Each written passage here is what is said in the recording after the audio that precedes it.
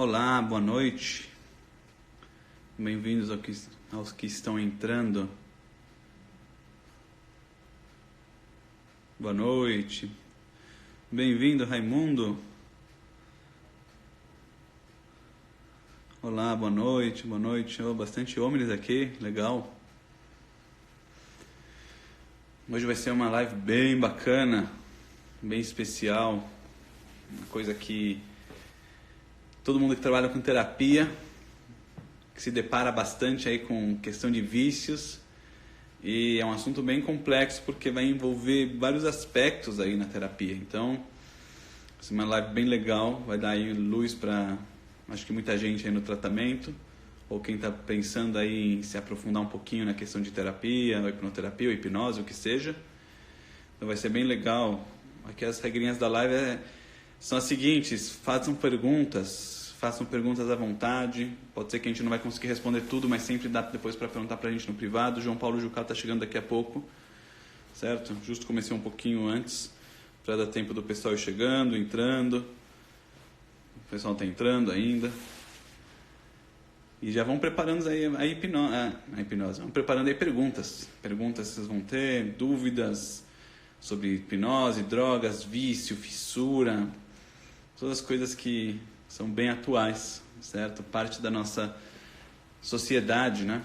E a gente acaba se deparando bastante com isso.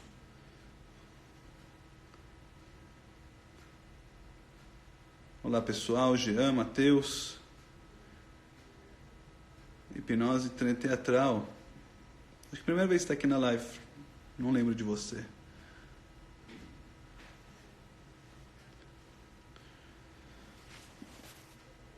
Mais um pouquinho a gente já começa. João Paulo Jucá daqui a pouquinho chega. O pessoal também está chegando. A gente ainda está um pouquinho antes do horário. Estamos marcados para as 8. Então temos ainda... Oh, grande Guilherme. Grande Guilherme. Guilherme aí é amigo de sempre. Bem-vindo, boa noite. E a questão dos vícios é uma questão muito complicada. Muita gente na hipnose até evita, né? Um dos temas que o pessoal mais evita tratar em terapia, assim, com hipnose, é emagrecimento e vícios, onde tem mais dificuldade. E é uma questão que tem que ser abordada. A gente vai ter que entender bem. Bem-vindo, Alex. Vai ter que entender bem. Opa, dia 4. Dia 4, temos tempo ainda, vai ser muito bom. Daniel, qual a próxima data do TES? Ô, pessoal, boa pergunta, Raimundo, porque a gente, na verdade, o TES, que nem vocês devem ter percebido, é um curso bem grandioso. É um curso de 11 dias, que vai abranger muita coisa. Então, não vai ser tão cedo, certo? A próxima data do TES provavelmente vai ser final do ano que vem. Provavelmente. A gente está fazendo agora final desse ano. A gente estava pensando em fazer cursos menores, de talvez 3, 4 dias mais simples durante o ano, e um próximo TES mais para o final do ano que vem, porque exige muito tempo nosso, exige muita dedicação, exige coisas que, sabe, passa um pouquinho. Putz. Não consegue vir? Não consegue vir em setembro? Vai realmente valer. A gente preparou o curso aí, fez aí um diamante aí, uma coisa preciosa. Esse curso vai ser... O João Paulo chegou. O TES vai ser algo fenomenal. Muitos Omnis vindo, muito pessoal do Omni vindo, legal, que vai participar do teste também com a gente. Legal que a gente vai ter colegas, porque o pessoal também está querendo acrescentar mais coisas no repertório, ter umas outras muito em cima, é uma pena. Mas a gente fica em contato, pode deixar, a gente, tendo data, a gente avisa. O João Paulo Jucá já está entrando, e a gente vai começar daqui a alguns instantes.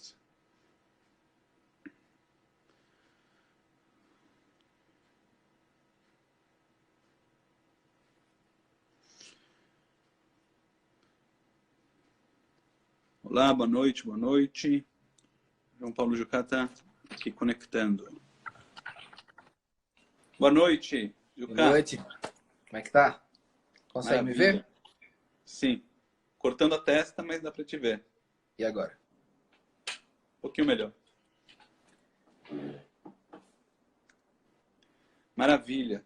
Beleza, tamo lá aí. Então, a gente Desculpa. já pode começar, né? Já deu 8h04, acho que 8h03, 8h04 a gente já pode ir começando. Já estamos aí com 13, quase 14 pessoas aqui. Já tá bom, a gente já pode ir começando, o pessoal vai aparecendo. E só Guilherme queria, aí. acho que seria ser legal para começar, acho que seria uma boa introdução, até queria ouvir até a sua opinião. Aquele experimento que teve da Ratolândia. Lembra do experimento da Ratolândia? Bem famoso. É Sim, legal isso sim. porque eu acho que isso aqui é a base de todo o tratamento dos vícios. E eu já vou explicar para vocês o que é o experimento da Ratolândia. Provavelmente muita gente já sabe que ele é bom, bem famoso. Qual é o nome do pesquisador que desenvolveu ele? É John Harry? Como é o nome dele? Não Ah, lembro o nome do agora. pesquisador não capto, não. Tá bom, depois vocês pesquisam aí. Mas qual o experimento? O que aconteceu? Eles pegaram, eles queriam ver o que realmente causa dependência nas pessoas, certo? Se eu não me engano, era John Harry que fez isso daqui. Ari, uma coisa assim, com H. Depois vocês pesquisam aí no Google. E daí o que ele fez? Ele começou a pensar, falou, não entendo. Tem pessoas que, por exemplo, estão com dor crônica ou dor muito forte, e elas estão lá no hospital, e elas às vezes têm que tomar drogas que são mais fortes que heroína. Na verdade, heroína pura, porque a heroína que o pessoal vende aí na Morfina, rua né? não é tão... Morfina. É, morfina, exato. Ele não é tão puro como o que eles dão no hospital. Lá no hospital eles dão a droga purinha para a pessoa.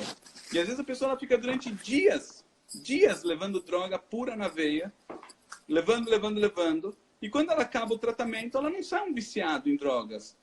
E falaram, o que Por quê, pode né? ser? Por que Isso? a pessoa ela não sai viciada em drogas? Foram ver também, o experimento viram soldados americanos que estavam na guerra do Vietnã, e aí sim foi morfina, que eles usavam bastante morfina, e quando voltavam para casa, eles não tinham vício em morfina, simplesmente largavam e a vida seguia em frente. Então eles pegaram um experimento e viram o quê? Que se eles pegassem uma gaiola com ratos e eles colocassem uma garrafinha de água e uma garrafinha com droga, o ratinho que estava numa gaiola sozinho, sem fazer nada, ele ia lá na droga, pegava, ia ficando cada vez mais viciado naquela droga, até que chegava uma hora que ele morria, certo? Ele se mergulhava lá na droga. Só que eles fizeram um outro experimento. Pegaram esse mesmo rato e falaram, não dá pra gente deixar o rato sem fazer nada, só com a droga. Vamos fazer um lugar maravilhoso, um lugar feliz para o rato. E fizeram o quê? Montaram para ele um lugar perfeito. O lugar perfeito para o rato, onde ele tinha vários amigos, fizeram uma sociedade de ratos, fizeram para ele fazer esporte, deram para ele comida, deram para ele entretenimento, tinha lá todas aquelas rodinhas, e tinha amigos, dava para ele namorar, dava para ele passear, dava para ele fazer tudo. E o que notaram? Que os ratos, eles não iam para droga. Ou seja, os ratos, eles tomavam um pouquinho da droga, não viam que não era necessário, iam para a água e ficaram vivendo com a água, não ficaram presos na droga. E daí qual foi a conclusão do estudo? Que, na verdade, a droga, na hora que a gente está falando de substâncias psicoativas, na verdade, ela não acaba sendo o verdadeiro problema da pessoa. E sim o quê? Na hora que a pessoa está num hospital e ela tem um acolhimento da família, e ela vai sair do hospital, ela vai ser acolhida, isso daqui vai fazer o quê? Vai dar para ela aquilo que ela precisa para seguir em frente, ela não precisa da droga. Na hora que a pessoa está na batalha, lá no Vietnã, e ela volta agora para casa, e ela está bem em casa, acolhida pela família, ela não precisa da droga. O que acontece? A droga ela vai vir quando existe algum vazio na pessoa. Então o que acontece? A crítica que vem desse estudo, que até o próprio pesquisador traz, é o quê? Que a gente, como sociedade, acaba excluindo as pessoas viciadas, ou seja, da sociedade, quando na verdade o que causa em geral a busca pela substância psicoativa, a busca por aquela droga, é um vazio social que existe na pessoa. Então acho que é muito legal entrar agora com Carl Rogers, acho que seria, esse é o grande ponto, é uma dificuldade que os terapeutas têm em tratar muitas vezes com pessoas que são viciadas, pessoas que elas estão mergulhadas nas drogas, por quê? Porque às vezes acaba tipo, ai que horror, ai, como a pessoa faz isso, como ela está mergulhada no crack, na cocaína, no álcool. Às vezes, a próprio terapeuta tem um pouquinho, como se diz, de aversão àquilo. E eu acho que isso daqui é um ponto que não dá nem para você tratar. Se você não tem essa empatia, se você não vai ter esse acolhimento, se não vai, você não vai fazer o papel de abraçar o cliente para poder suprir esse vazio dele, eu acho que é o primeiro passo para poder existir a terapia. O que você diz, Juca, de tudo isso? Foi legal começar por esse experimento da Ratolândia, porque mostra que o contexto que a droga está inserida, que a droga que a pessoa começa a ingerir aquilo, muda tudo, né?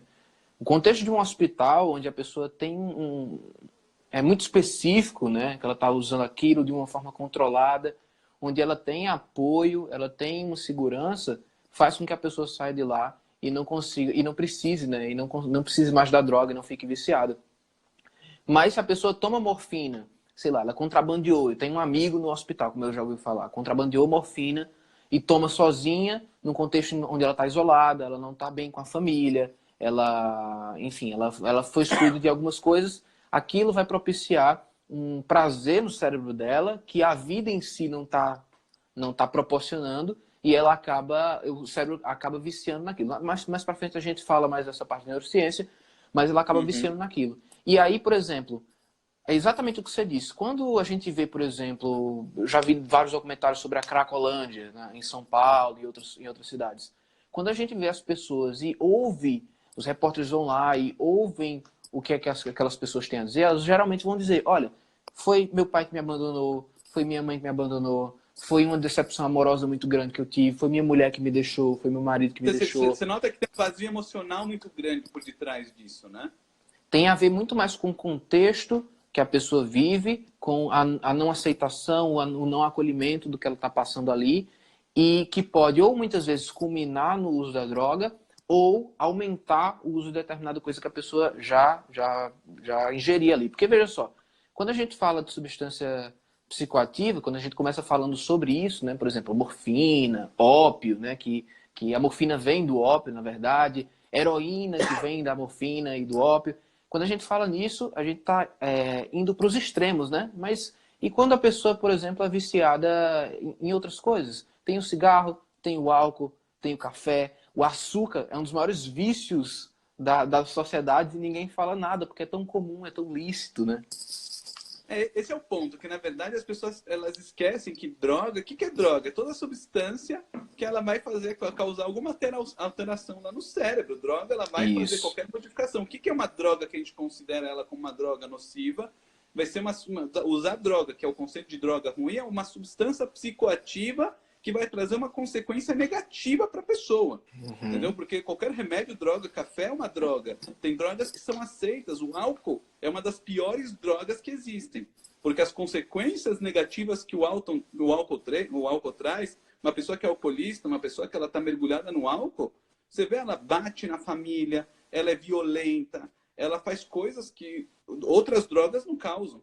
E fora que Ontem eu a vi cultura que a pessoa tem no álcool, para quem isso. realmente está viciado no álcool, é praticamente, entendeu, dificílimo da pessoa largar. Entendeu? Uma coisa extremamente Ontem eu difícil. estava Diferente indo do pro cigarro. trabalho, Daniel. Ontem eu estava indo pro trabalho. Você falando do álcool, eu estava indo pro trabalho e eu passei em frente a um bar que eu sempre passo, porque é caminho do meu trabalho, e eu vi um cara estirado no chão, morto, em frente a um bar. Morto? Você não... Morto, o sangue na estrada. E não é tão comum de acontecer isso aqui no meu bairro, mas provavelmente foi uma briga dentro do bar, por causa do álcool. Você não vê isso em algumas outras substâncias que as pessoas usam. Porque a gente Cigarro aceita. Ou seja, se a pessoa é falar, vou socialmente... tomar um drink, é chique, vou tomar um drink. Né? Agora, se a pessoa fala, vou fumar, né, um baseado, vou pegar alguma... Dá todo mundo... Por quê? Porque tem o quê? Também essa questão social. Mas a gente, como terapeuta, tem que entender que droga é droga, certo? Independente do que a sociedade aceita ou não Isso. aceita, a gente tem que saber o quê? O que está por detrás da substância. A pessoa ela pode ser viciada em N coisas, certo? E até vícios que podem não envolver outras substâncias, podem envolver até hábitos que a pessoa vai ter, que vão acabar ativando o cérebro de alguma forma. A gente vai falar mais pra frente disso, certo? E agora, o que é Eu uma acho... pessoa viciada? Acho que é legal a gente Eu falar ia isso. falar Uma sobre pessoa que, isso. por Eu ia falar exemplo, ela sobre toma isso. todo dia um copo de vinho, ela tem um problema com álcool? Todo, O que é que todo dia vocês um copo de dizem? vinho. O Coloquem aí embaixo. que vocês Quero, dizem? quero Todo ver. dia tomo no almoço uma taça de vinho tinto. Olha que chique. Ou um cigarro por dia, talvez. Um Um cigarro cigarro por por dia. dia. Certo? Ou não, eu não tomo vinho a semana toda, mas final de semana, quando eu vou tomar álcool, cerveja, eu vou até Pisa na embebedar, eu jaca. vou até chegar lá no fim, eu vou até afundar. Então, o que na verdade é o vício? O que vocês definem como vício? Quem aí, vocês aí, pessoal? Não estou vendo comentário nenhum. Então, Tô silêncio querendo aqui ver nos os comentários. comentários, o pessoal está em silêncio. O que aconteceu com vocês, pessoal? Hoje, essa live está um silêncio. Cadê a interação? Aí, uma taça por dia de vinho é saudável. Mas a pessoa está Saudável. todo dia tomando. Muito bom, é saudável até. Então ela, a princípio, não é viciada, né? O que é o vício? Então é importante a gente definir o que é o vício. Quem mais? Alguém dá uma ideia? Uma pessoa que ela não toma a Todos semana toda. concentrados. Ah, muito bom. Uma boa saída. É quando o uso das drogas para acessar estados interiores do subconsciente? Não entendi, calma. E quanto ao uso das drogas para acessar estados interiores do subconsciente? Ah, tipo a ayahuasca? Boa pergunta. A ayahuasca, ela vai entrar... Vamos deixar a nossa definição chegar. Vício seria compulsão emocional por alguma substância ou experiência? Ou já está chegando perto. Já está bom. O que seria, na verdade, o vício? Juca, define aí pra gente o que é o conceito de fissura. Né? Que, na verdade, fissura seria o que traria, na verdade, a melhor definição Tem três pra vício. elementos aí, né? Tem três elementos que eu Isso. poderia usar para chegar na definição de vício. Vício é tudo aquilo, e como o Daniel falou, pode ser a substância ou comportamento também, né? Nosso cérebro também tem químicas. Então, seria o abuso daquilo dali, o abuso, a dependência, ou seja, eu faço isso ali mais do que o normal, até um ponto em que me prejudica. A dependência, que é eu estar sempre dependendo daquela substância, daquele hábito, daquela coisa, que eu preciso sempre estar fazendo aquilo, estar ingerindo aquilo. E também a fissura, que era o que o Daniel estava falando. A fissura é a E a fissura é que a vontade. pessoa, ela pensa naquilo, ela não consegue parar de pensar naquilo, ela necessita daquilo. Então, na hora que a pessoa E ela se tem ela esses não três usar, ela vai elementos, ter. A fissura também, se ela não usar, ela vai ter aí a abstinência, né? Então, a fissura, a dependência e o abuso são três elementos de 11, a gente definiria em 11, mas três elementos principais sim, do que chaves. definem um vício. E aí eu quero que Então, a vocês falem aí ayahuasca embaixo. dificilmente entraria nisso, porque a ayahuasca é uma coisa que se usa em geral para rituais religiosos. E Isso. fora que todas, tipo, cogumelos mágicos, pessoas que usam essas drogas alucinógenas, ela não funciona se você usa ela logo em seguida. Tem que dar um espaço de tempo. E ela não é que vai dar um prazer, ela vai dar uma experiência psicoativa na pessoa onde ela vai alucinar. Entendeu? Então, dificilmente uma pessoa ela vai ficar com fissura para isso daqui. Quem vai usar esse tipo de coisa, ela vai ter, tipo, uma viagem muito louca. Entendeu? A ayahuasca é a mesma coisa. Então, dificilmente uma pessoa vai falar que ela vai ter fissura para esse tipo de droga. Ela vai buscar uma experiência mais intensa. Entendeu? Então, acho difícil a pessoa entrar nisso. Agora, em cerveja já é muito mais comum, certo? Tem pessoas que ela tem a fissura pela cerveja, ela tem a dependência em cigarro. Então, daí já entra. O que o Jonathan falou? A frequência não é o que determina o vício, mas sim os sintomas que se apresentam na ausência da substância. Legal a definição, certo? Se a frequência é porque a pessoa ela pode toda vez tomar, mas lembra que no cigarro, certo? O cigarro, a pessoa muitas vezes ela pode, se ela sabe que ela não precisa fumar, ela aguenta. Isso aqui é interessante, uma peculiaridade que tem o cigarro, tem estudos que mostram isso, que se a pessoa sabe que ela não vai poder fumar, tipo num voo, se eu sei que vou poder ficar horas sem fumar, o próprio cérebro, ele consegue fazer a pessoa não sentir necessidade. Só quando a pessoa sabe que ela pode, o cérebro traz aquilo. Então, Doido, um né? detalhe Doido. importante. E aí, falando sobre essa definição de vício, olha, é que eu esqueci o nome, acho que é Luiz, né? O Insano falou uma coisa genial aí. E É, quanto ao redes vício em redes sociais. sociais, eu ia falar sobre isso. Vocês entendendo essa definição de vícios, que é o abuso, a dependência e a fissura. Vocês acham que vocês passam por algum tipo de vício na vida de vocês? De qualquer ordem. Não precisa ser uma droga pesada nem nada do tipo. Vocês acham que existe algum vício aí que vocês passam que talvez nem tivessem atentos? Vocês abusam de alguma coisa? Vocês têm dependência de alguma coisa, de ficar repetindo aquilo? Vocês têm vontade absurda de ficar repetindo aquele comportamento, aquela substância, etc. Olha, o açúcar, como eu ia falando, é um absurdo. O açúcar é um dos maiores substâncias que viciam e a gente não nota. Por exemplo, o próprio cigarro, como você estava falando, o café. O café, Café, tem muita gente que toma café e a maioria chocolate. delas é com açúcar. Chocolate, café com açúcar, chocolate com açúcar. O próprio cigarro, quando ele é feito com tanta química, 5 mil e não sei quantas químicas, né? E tem Substâncias açúcar no químicas. cigarro, lembra? Eu até mandei uma foto aí uma vez pro Tem! pessoal do grupo que tem açúcar no cigarro, eles colocam açúcar. Por Eles quê? colocam para Pra ficar deixar aquilo lá ainda mais preso, doce, né? para ficar tragável, desculpe aí o trocadilho, mas para ficar tragável, né, é preciso que eles coloquem açúcar. E aí a pessoa, quando para de fumar, geralmente o que ela faz? Ela começa a comer doce e engorda. E aí a pessoa pensa que o cigarro deixa ela magra, mas na verdade é que deixar o cigarro faz ela engordar, porque ela começa geralmente para uma compulsão alimentar, né? Então, olha, vício de morder a boca, YouTube, chocolate, café. Lembra, eu já vi estudos que até toque do WhatsApp, fizeram um estudo de pessoas que elas toda hora têm vício de ficar no WhatsApp, toda hora tem essa fissura, assim, até abuso, usa o WhatsApp demais. Viram que na hora que toca o sinalzinho, o sonzinho do WhatsApp, já é liberado dopamina no cérebro. Isso daqui é interessante com um estudo que tem também. Por quê? Um ponto interessante, um estudo que fizeram com macacos, é um estudo bem famoso que teve, aquele estudo do suco e da alavanca, lembra, Juca?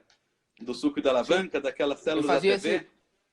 Fazia Vamos parecido trazer o estudo para o pessoal. O que fizeram? Pegaram um macaco e colocaram o macaco numa gaiola e toda vez que acendia uma luz, saiu uma alavanca. Se a luz estava acesa e tinha alavanca, ele abaixava a alavanca, ele ganhava um suco, certo?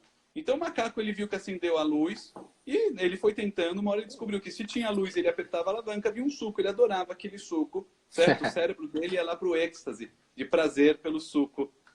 Aí isso daqui não é Pavlov, certo? Daqui é outra experiência, guarda um pouquinho. Daí o que aconteceu? Tá bom, foi passando o tempo, ele via que se a luz estava apagada, ele batia na alavanca, não saía nada, certo? Tá bom, eles foram ver que com o tempo, o macaco ele associou que tinha luz com a alavanca, eles começaram a ver que o suco já não estava liberando prazer e dopamina no cérebro do macaco. Isso é muito bom. Por quê? O macaco ele já tinha se acostumado tanto, depois de tanto tempo, com aquele suco, que aquilo lá virou uma coisa comum. Mas o que sim começou a liberar o prazer no cérebro do macaco? A expectativa. A luz, por quê? O que tem, na verdade, a luz? A luz ela tem um efeito surpresa. A luz, ela tem, como se diz, o erro de predição. O macaco não está esperando aquilo, de repente, pum, vem a luz, o cérebro já entende. Luz é uma coisa nova, vai vir alguma surpresa, vai vir um suco. Ou seja, muitas vezes o problema começa na droga, ou seja, o problema começa na substância psicoativa, ou o problema começa até no WhatsApp, e de repente, o que vai liberar aquele problema vai ser o quê? De repente, o sonzinho, só o pim daquilo lá, já vai começar a liberar o que no cérebro, porque isso daqui é o que deu efeito surpresa. E na hora que tem esse mais erro de predição, você não esperava isso, essa corrente assim, que troca, essa troca é o que faz liberar o prazer no cérebro. Então, muitas vezes a gente tem que saber o quê? Que isso daqui muda, vai para o início da fase, né? O efeito surpresa.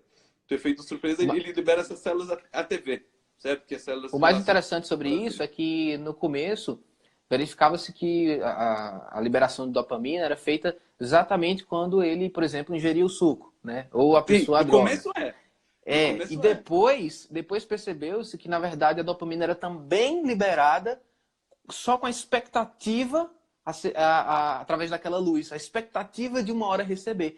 E muitas vezes isso acontece com a gente. O estudo é com macaco, mas acontece com a gente também. Quando a gente faz experimento com macaco, na faculdade de psicologia, fiz experimento com ratinho, na análise do comportamento, então percebi tudo isso acontecendo com os pobrezinhos lá.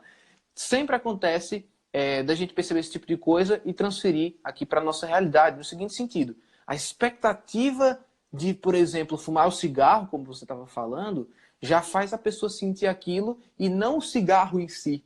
E não o cigarro em si, muitas vezes. Depois de um tempo, depois de tanto tempo que a pessoa já fuma, depois de tanta tolerância que foi criada no cérebro, muitas vezes é a expectativa e o hábito motor que a gente chama. Por isso que é importante para o terapeuta para identificar o quê? Os gatilhos que iniciam o processo. Porque não adianta você pegar a pessoa já tragando o cigarro, porque se você entendeu nessa experiência do macaco, que também é com a gente, que o start inicial já libera dopamina no cérebro, ou seja, às vezes ver a caixa do cigarro já pode fazer isso, então ver a caixa do cigarro já vai ter que ser trabalhado na terapia. Entendeu? Então, isso são pontos importantes. Ele até falou que é a expectativa do gol.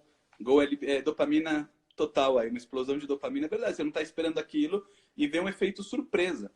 Eu acho que seria legal a gente só dar uma pincelada. No nosso cérebro tem dois pontos principais que a gente tem que saber, que são relacionados à parte dos vícios. A gente tem o núcleo accumbens, que é o núcleo, que é a parte do cérebro relacionada a prazer, a impulsividade.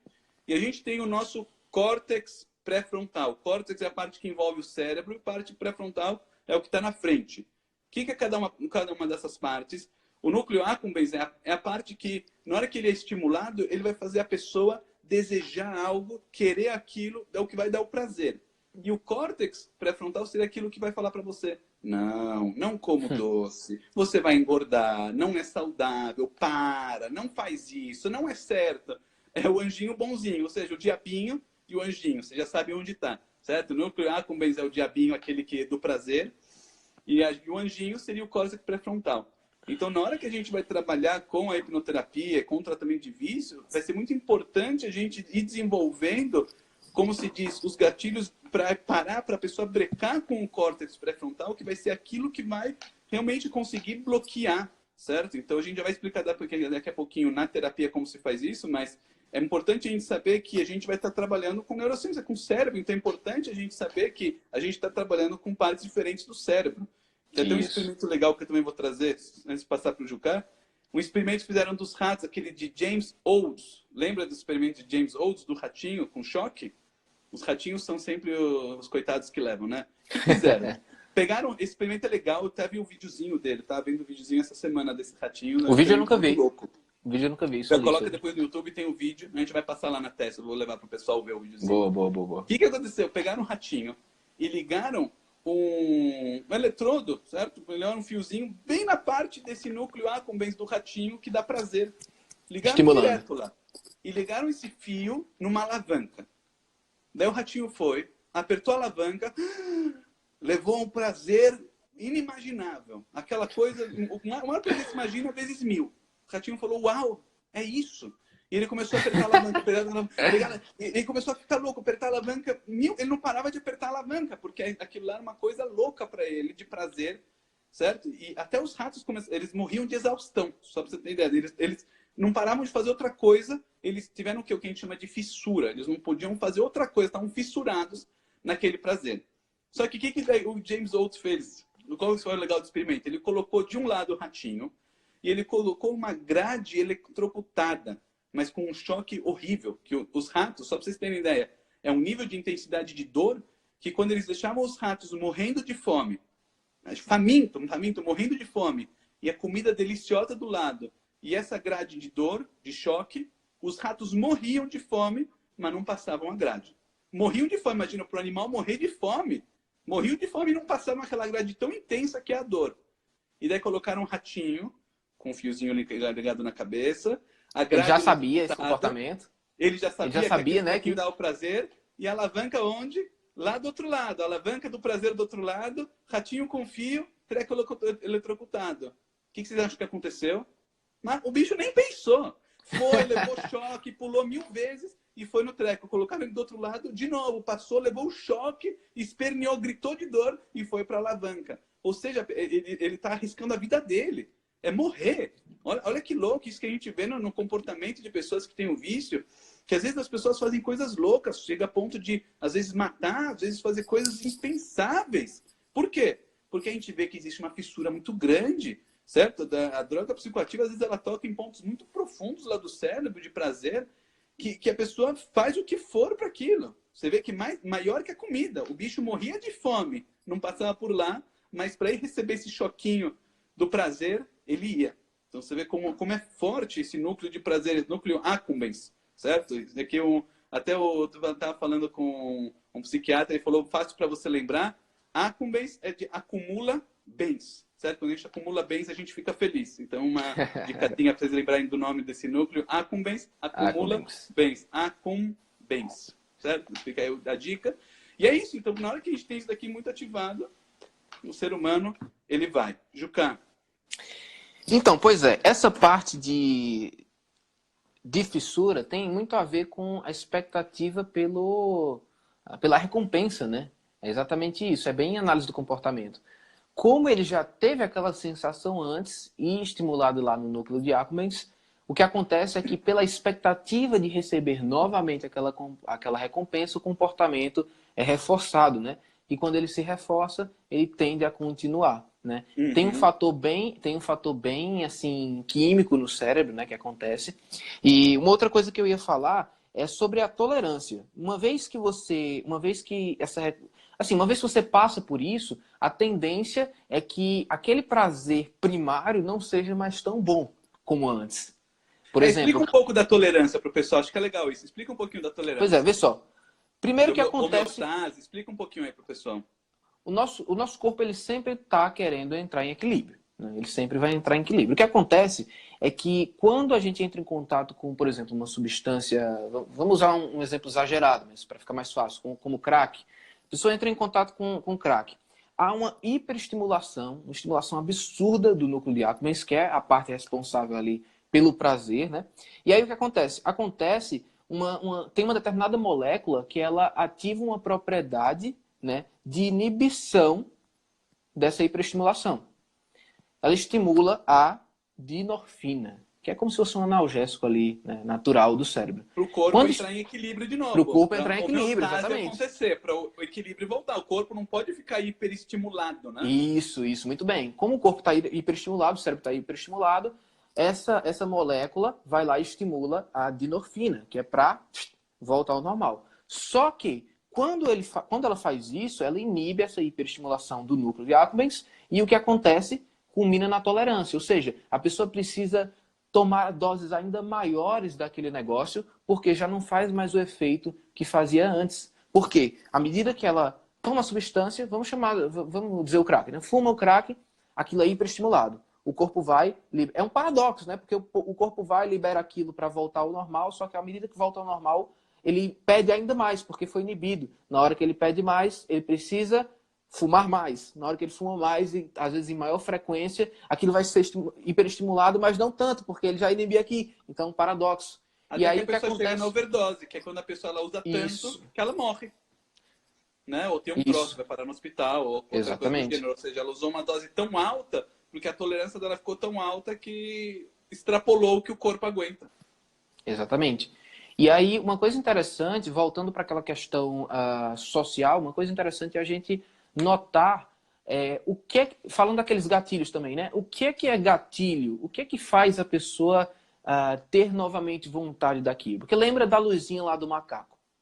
A luzinha aparece, pela expectativa da recompensa, o macaco já entra naquele estado, né? Aquele estado de querer.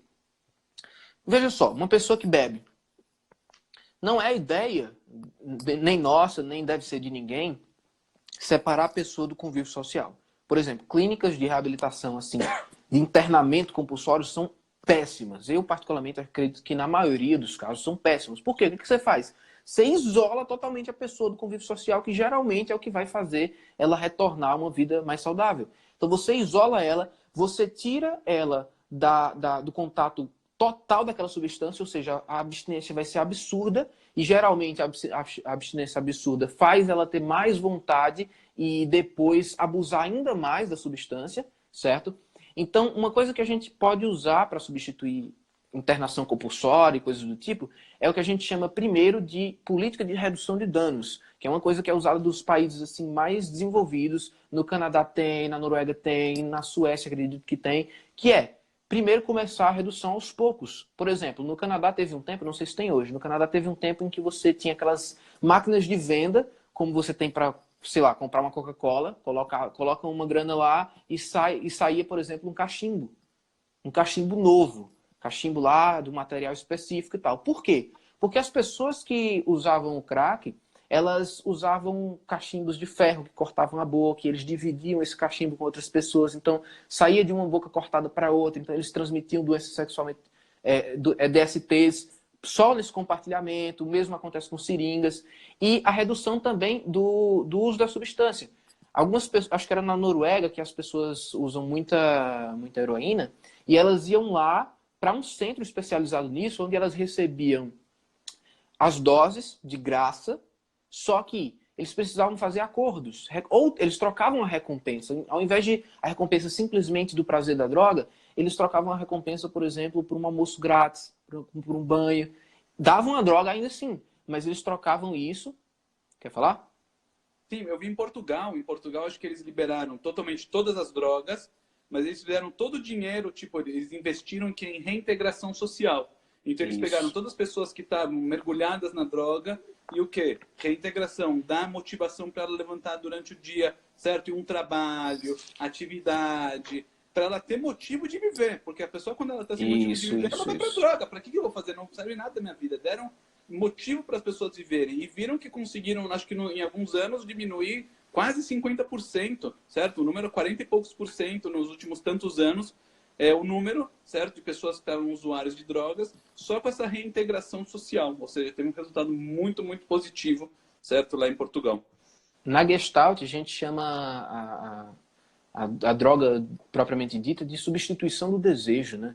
Então, se a pessoa não tem nenhum tipo de coisa assim que desperte o desejo na alma dela, não tem uma família bem estruturada, não tem um trabalho que dê prazer, ou às vezes nem tem trabalho, não tem nada, a droga, de forma artificial, vai fazer aquilo no cérebro. E que é coisa mais fácil. Daí, como eu estava falando da parte de redução de danos, é um elemento que a gente pode usar, por exemplo, que tem fatores governamentais e tal, sociais, mas também pode ser feito pelo terapeuta, reduzindo aos poucos a substância, mas aí tem as técnicas que a gente vai falar daqui a pouco, e a reintegração social, que é uma das coisas mais importantes. Então eu sou contra, extremamente contra, por exemplo, internação compulsória de pessoas que utilizam substâncias químicas, porque é um tiro no pé, é um tiro no pé não, um tiro na cabeça, porque você está indo totalmente contra o que deveria ser feito. Então, na hora que você é terapeuta, ele fez uma pergunta que um choque de emoções suficiente e forte como isolamento social seria forte o suficiente para suprimir o efeito da droga? É isso que o Jucá explicou, você vai deixar a pessoa fora da substância química, ou seja, da droga da substância psicoativa, mas a pessoa ela vai começar a criar uma fissura tão grande, uma abstinência tão grande, e ela vai criar um vazio tão grande para esse isolamento que no final você não vai ganhar nada, porque lembra, a droga ela tá vindo em geral para preencher alguma coisa que está vazia. E se você não fez o quê? Você não reintegrou a pessoa de uma forma social ou uma forma amorosa, você não preencheu aquele vazio, você tirou a droga e você tirou o acolhimento e você deixou a pessoa duas vezes mais vazia, Mais o que vazia. seria com isso? A pessoa vai sair de lá, ela vai pular para onde for, ela vai se afundar 10 vezes mais na droga. O que adiantou isso? Entendeu? Então é raro dar certo isso daqui de uma forma assim efetiva. Só se a pessoa Agora, quer muito, ela já tem muita vontade, aquilo lá vai ser só uma ajuda para ela conseguir fazer isso, mas em geral é muito difícil isso. disso daqui acontecer, porque que nem explicou, tem todo esse envolvimento social. E na hora que E a gente agora não está falando falando dos de... Sim, gatilhos, só terminando a parte dos gatilhos. sim. A parte dos gatilhos também é importante sobre esse envolvimento social, porque não pode ser qualquer um também. Veja só, se eu retiro a pessoa e vamos supor que eu reintegro ela nos lugares que ela costumava ir, por exemplo, no bar. E aí ela vai passar sempre no bar. Tem estudos da análise do comportamento que mostram que se a pessoa está sempre exposta àqueles mesmos gatilhos, não é que ela vai voltar, mas há uma tendência fortíssima dela voltar, porque aquilo vai acender no cérebro dela de novo aquela expectativa, né? Aquela falha de... Como é a palavra que você estava dizendo? De Enfim, predição. isso, a falha de predição. A falha de predição. Então aquela expectativa vai ser acesa, a vontade pela recompensa, né? A espera pela recompensa, e provavelmente ela vai voltar aquilo. Então a gente tem que saber direcionar exatamente quais os lugares em que essa pessoa vai ser reintegrada. Por que, por exemplo, que algumas instituições religiosas são muito interessantes para as pessoas que são É uma adictas, né? pergunta, qual é o sucesso do Alcoólicos Anônimos? Ó, o Emerson Pegona está aqui, bem-vindo. O pessoal falou assim, show de live, show de bola essa live, legal, obrigado pessoal, bem-vindo Obrigado, também. obrigado.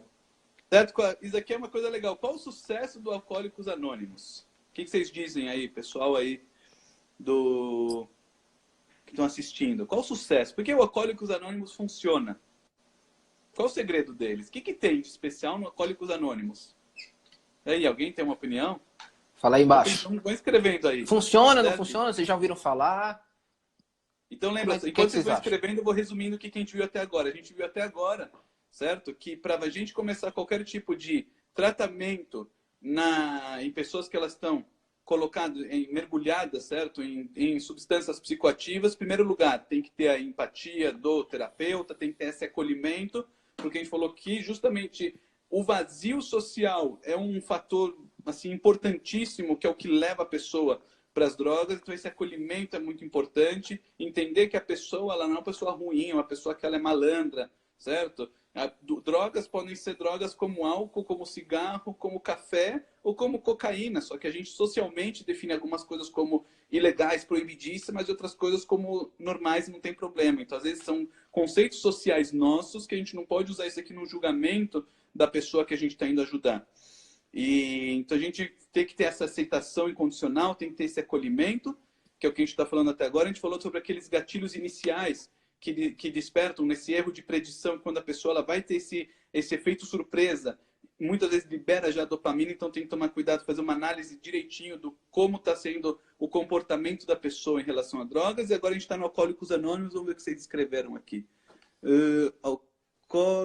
Lembra que não falar a palavra alcoólatras, porque isso aqui já saiu de uso, e sim, porque alcoólatras parece idólatras, uma pessoa que ela está, né, jogada aquilo. Então, não, Alcoólicos Anônimos, mudança de hábito. Interação social, legal. Acho que esse é o certeza. Tem que ter aceitação de um grupo. Acho que funciona. É isso, eu também concordo. Acho que é justamente esse é o grande ponto. O que você está no Alcoólicos Anônimos fazendo? Você está com um monte de gente que está no mesmo problema. Você fala, puxa, eu não sou o único. Né? Eu tenho mais gente comigo. E como a gente costuma falar, se você já está com outras pessoas no problema, isso aqui já é metade do consolo. Né? Se tem mais uma pessoa com você afundando no barco, já está menos grave o problema, porque tem mais gente. Naturalmente, o ser humano, se está com outras pessoas, mesmo que o problema já fica mais tranquilo. Então, isso de ter outras pessoas que estão na mesma situação já ajuda. Quer dizer que você não é algo estranho, você não é a única pessoa do mundo que tem isso. Você percebe isso na clínica. Na hora que as pessoas vêm, às vezes, com ansiedade, elas acham que elas são a única pessoa do mundo que tem isso. Eu tenho pânico. E você não sabe, meu coração dispara. E quando eu falo, puxa, você não sabe, todo dia eu atendo pessoas assim, eu atendo acho que umas 3, 4 pessoas por dia com isso daqui. A pessoa, eu não sou o único. Que alívio. Ainda bem que eu não sou o único. Ou seja, a pessoa ela já fica mais aliviada de saber que ela não é a única pessoa do mundo que tem isso. Então, essa aceitação, ela vê que ela não é a única, e essa aceitação incondicional, de todo mundo se aceita do jeito que é, sem julgamento. Acho que isso daqui é justamente o que complementa aquele estudo da Ratolândia que a gente estava falando no início, daquele lugarzinho perfeito dos ratos. Juca, perguntas até aqui, pessoal? Perguntas até aqui? Vamos ver se o pessoal tem perguntas, aí a gente continua. O que funciona com os anônimos seria a mudança dos gatilhos mentais. Na verdade, não é nem dos gatilhos mentais, porque o pessoal lá, em geral, eles se levantam, eles fazem... eles contam dos problemas, eles contam das metas, eles se fortificam. É mais, como se diz, uma motivação que todo mundo faz junto. Eles não vão, na verdade, trabalhar especificamente o gatilho de cada um, e eles sim vão dar uma autoajuda de levantar cada um. E as pessoas se sentem nobres, grandes, eu consegui ficar limpo tantos dias, e agora eu sou especial. A pessoa se sente grande com aquilo, parte de algo maior, e isso faz o ser humano conseguir vencer muitos obstáculos. Lembra quando você dá esperança para a pessoa, voltando para que a gente falou para Viktor Frankl, que a gente falou na última live. A pessoa passa por qualquer coisa, pode ser 4 campos de concentrações, a pessoa passa. Né? Se a pessoa tem esperança, se ela tem outras pessoas, se ela tem motivação, você passa o que for na vida. E alguns gatilhos mentais podem ser naturalmente assim suprimidos ali dentro, porque a pessoa não vai estar mais... Se ela está indo para o Alcoólicos Anônimos, por exemplo, ela pode estar deixando ela vai deixar de ir para um bar, por exemplo. Então ela não vai estar mais naquele ambiente onde ela teria gatilhos mentais, os gatilhos que estimulam, né? Então, naturalmente, por ela estar indo lá, acaba suprimindo, mas não é o intuito, por exemplo, do Alcoólicos Anônimos. É possível superar... Síndrome do pânico, tem cura? Um claro, procure um hipnoterapeuta, que é o que eu mais trato. É ansiedade, síndrome do pânico, certo? Provavelmente o Jucá também, porque a gente trata bastante o que eu mais trato. hipnose. É o que eu mais trato. E funciona super, super bem para resolver isso daí. Então, procura sim hipnose, que vai te ajudar bem. É possível superação de um vício por conta própria? Pensa comigo, Luiz. Uma mulher que ela está grávida, ela fuma, ela de repente descobre que ela está grávida. Ela não para de fumar? Quantas grávidas não param de fumar na hora que descobrem que estão grávidas? Por quê? Porque a pessoa tem essa capacidade, a pessoa consegue, se ela realmente quer, se ela tem uma motivação, se ela tem algo maior, eu tenho um bebê. Se eu sei que se eu continuar fumando, meu bebê vai nascer retardado, vai nascer com problemas, vai ser deformado. Eu não quero um bebê deformado pro resto da minha vida, eu quero um bebê normal. Então vale mais a pena eu parar o cigarro do que ter um bebê deformado. Eu amo meu filho, eu quero o melhor para ele. Se a pessoa tem uma motivação grande, ela consegue. Entendeu? Então isso daqui é um fator muito importante. Às vezes que eu vi uma grávida não parar de fumar, ou porque ela não era muito desinformada sobre isso, ela não sabia ou achava que dava problema no feto, por exemplo, ou se ela não queria ter aquele filho.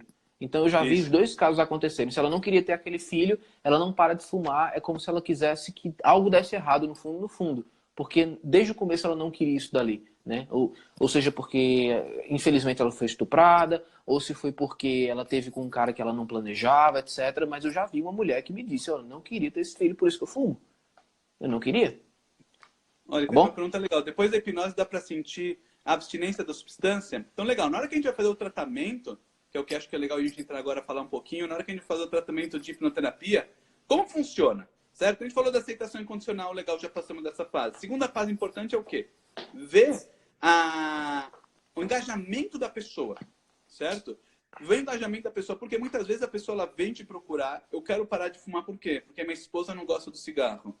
Ah, eu quero parar de beber. Eu peguei um cliente outro dia, a pessoa falou, eu quero parar de beber. Eu falei, por que você quer parar de beber? Ele falou, olha, eu adoro a vodka. A vodka é um momento que eu fico feliz. É um momento do dia, pegar a tacinha de vodka e tomar. É um momento que me deixa feliz. É uma delícia. Minha esposa não gosta que eu fico tomando vodka. Ela fica me enchendo a paciência da vodka, da vodka, da vodka. Eu vim aqui pra você. Eu falei, mas você gosta da vodka, não é? Ele falou, amo. Você quer continuar com ela, não quer? Ele falou, eu quero. Eu falei, maravilha, continua com a sua vodka, continua com ela, levanta e pode ir embora.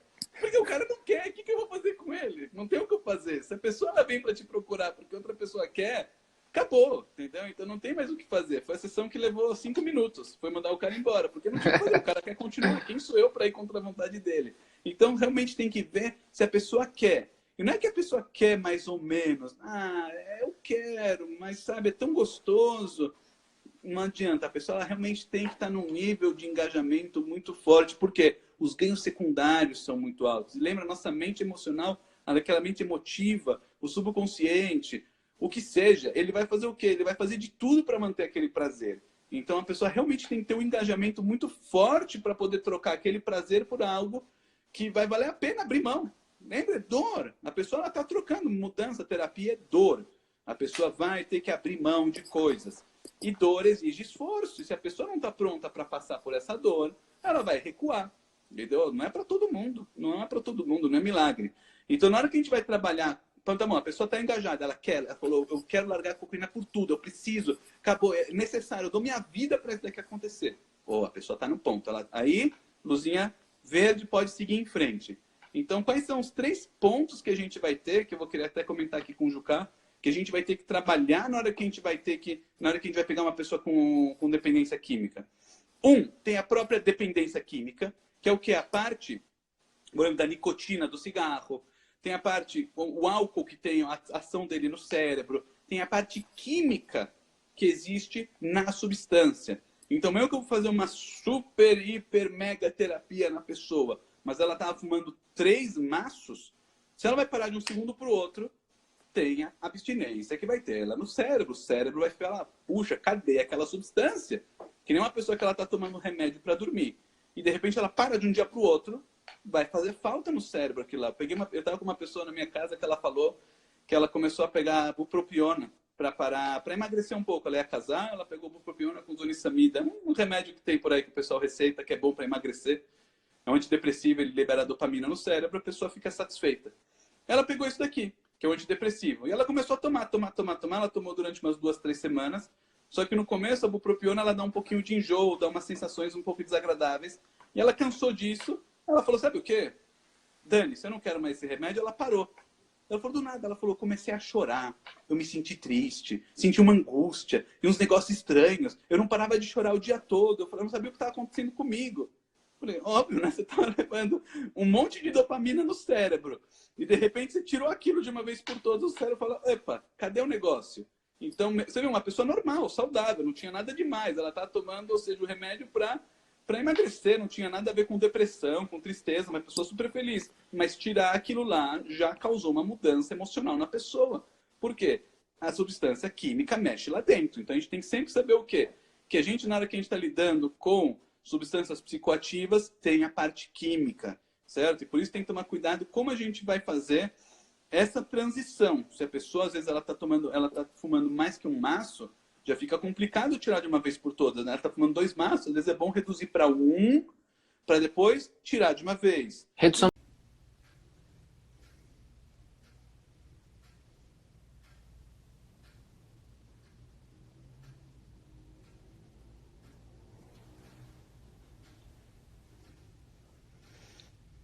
Bem-vindos novamente.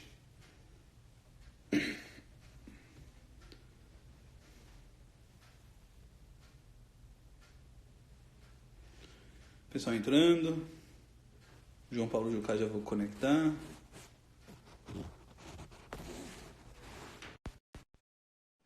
Bem-vindos de novo. Nosso papo tá legal hoje, né? Quanta coisa bacana, né? Quanta coisa legal. Opa, bem-vindo. Opa! Voltei. Esperar Estamos o pessoal ir entrando. O pessoal tá chegando, dá mais um minutinho, a gente já volta. Tá Assim quase. que entrar, eu continuo o papo. Que é importante, muito importante essa parte. Chega aí, pessoal, que é importante essa parte. Tá Cheguem, quase. cheguem, cheguem. Falta mais dois. Tá quase. Ó, Felipe chegou. Bora, bora, Mais bora. Mais um. Pronto, Onde pronto. a gente tava? Então, lá, pode como ir. eu ia falando, tinha aquele cliente que quando bebia, fumava crack, fumava a famosa pedra, né? E aí o que acontece? Ele nunca mais voltou. Mas como eu entendi pela anamnese o que estava acontecendo na vida dele, o que acontece é que a minha assim, intuição ou previsão me diz que, na verdade, ele não voltou porque o problema que estava acontecendo na família, principalmente dele, não ia ser resolvido ali dentro só com ele. Então, estava tão ruim lá fora, era problema com a esposa, a mãe estava com problema, sei lá, com Alzheimer, alguma doença, o pai doente também de cirrose, e a esposa parece que estava querendo deixá-lo, e ela estava querendo deixá-lo antes da droga, inclusive. Então, tinha uma série de problemas, tinha um filho que estava com um problema também, então tinha uma série de problemas que ia ser muito difícil resolver lá dentro. O contexto social dele estava uma merda. Então, ia ser muito complicado resolver só a parte emocional e comportamental se ele ia voltar para lá, deixei de fumar, deixei de beber e fumar crack. Eu volto para um ambiente extremamente tóxico, que não me causa nenhum prazer, nenhum tipo De novo a Ratolândia. É a mesma coisa de voltar para aquela caixinha fechada, só com água e água com cocaína. Entende? Então, se ele não tem todo esse contexto equilibrado, fica muito difícil. Então o cara sumiu. E muitas vezes, assim como acontece no suicídio, muitas vezes a pessoa que é adicta, ela está querendo enviar uma mensagem também, uma mensagem de cuide de mim. Por favor, estou me afundando, ninguém olha para mim. Então acontece de a pessoa está querendo mandar uma mensagem para o meio, ao mesmo tempo em que ela está obtendo aquele desejo de forma artificial, como eu falei, né? É a substituição do desejo.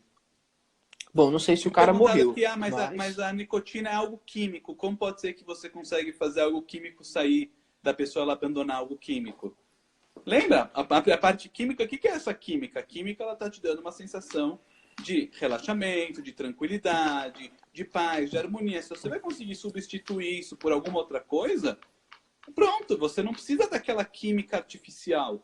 O cérebro consegue, de outras formas, criar aquilo lá. A pessoa não precisa, certo? Então não é porque é química que você agora virou refém da química. Não tem nada disso. Nossa mente é um pouquinho mais potente que isso. Então a gente mesmo com a química dá pra fazer isso daqui. Você acha que existe alguma droga que é irrecuperável, Juca? Só falando um pouco mais do cigarro, por exemplo, e entrando nessa outra parte, é tão doido isso, porque o cigarro, ele tem muitas substâncias, mas de certa forma a gente considera ele um estimulante do sistema nervoso, né? Do sistema nervoso central. Então, as pessoas, como você estava dizendo, através da respiração, muitas vezes, se sentem mais calmas, mas não é para elas se sentirem mais calmas com o cigarro. Na realidade, não é para elas se sentirem mais calmas com o cigarro. É o contrário. Só que, pelo aprendizado, pelo contexto em que elas aprenderam a fumar, por exemplo, com amigos, relaxados, tranquilos, conversando, acontece que ela associa aquilo a um relaxamento. Então, se uma coisa que não era para te deixar relaxado, na verdade, para te deixar mais ligado, te deixa relaxado por um aprendizado, então é possível, por um novo aprendizado, deixar de usar totalmente a substância. Você me pergunta se existe alguma droga que é... Como foi a pergunta? Irrecuperável. Você acha que tem uma droga que é assim, algo que a pessoa entra e não consegue nunca mais largar? Ela vai ficar presa naquilo para sempre? Não acho. Se tiver as circunstâncias certas para recuperação, a pessoa se recupera. Se recupera. Mesmo cocaína, o que for, a pessoa consegue sair. Se recupera. O cigarro, se tiver as verdade, circunstâncias interessante, a nicotina, quando ela entra no sangue, ela fica de 1 a 4 horas na corrente sanguínea.